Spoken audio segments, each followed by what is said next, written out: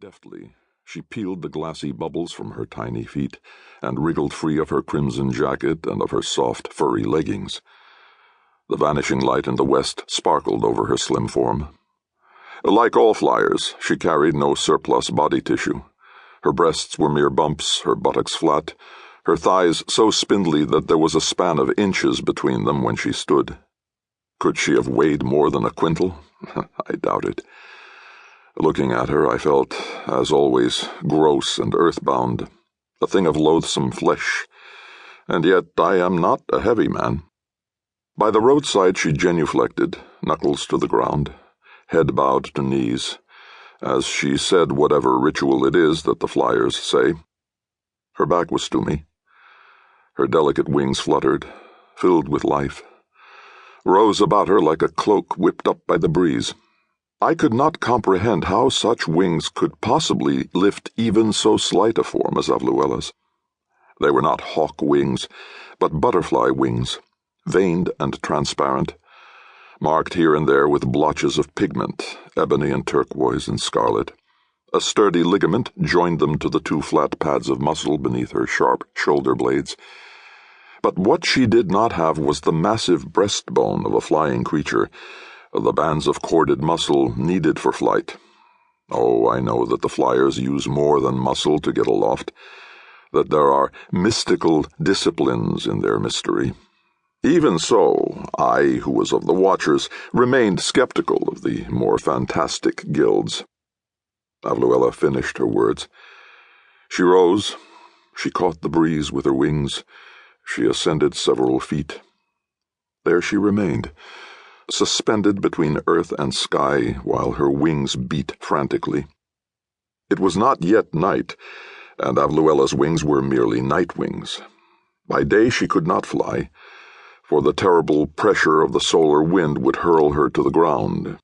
Now, midway between dusk and dark, it was still not the best time for her to go up. I saw her thrust toward the east by the remnant of light in the sky. Her arms, as well as her wings, thrashed. Her small pointed face was grim with concentration. On her thin lips were the words of her guild. She doubled her body and shot it out, head going one way, rump the other, and abruptly she hovered horizontally, looking groundward, her wings thrashing against the air. Up, Avluella, up. Up it was. As by will alone she conquered the vestige of light that still glowed. With pleasure I surveyed her naked form against the darkness. I could see her clearly, for a watcher's eyes are keen. She was 5 times her own height in the air now, and her wings spread to their full expanse, so that the towers of Roum were in partial eclipse for me. She waved. I threw her a kiss and offered words of love.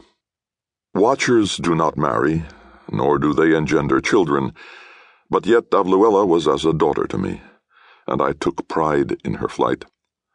We had traveled together a year now, since we had first met in Egypt, and it was as though I had known her all my long life. From her I drew a renewal of strength. I do not know what it was she drew from me. Security, knowledge, a continuity with the days before her birth. I hoped only that she loved me as I loved her. Now she was far aloft. She wheeled, soared, dived, pirouetted, danced. Her long black hair streamed from her scalp.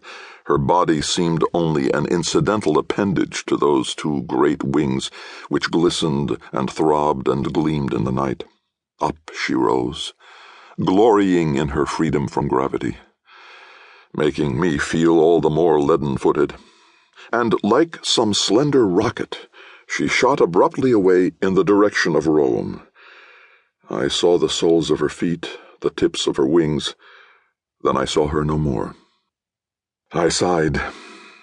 I thrust my hands into the pits of my arms to keep them warm. How is it that I felt a winter chill, while the girl Avluella could soar joyously bare through the sky? It was now the 12th of the 20 hours, and time once again for me to do the watching. I went to the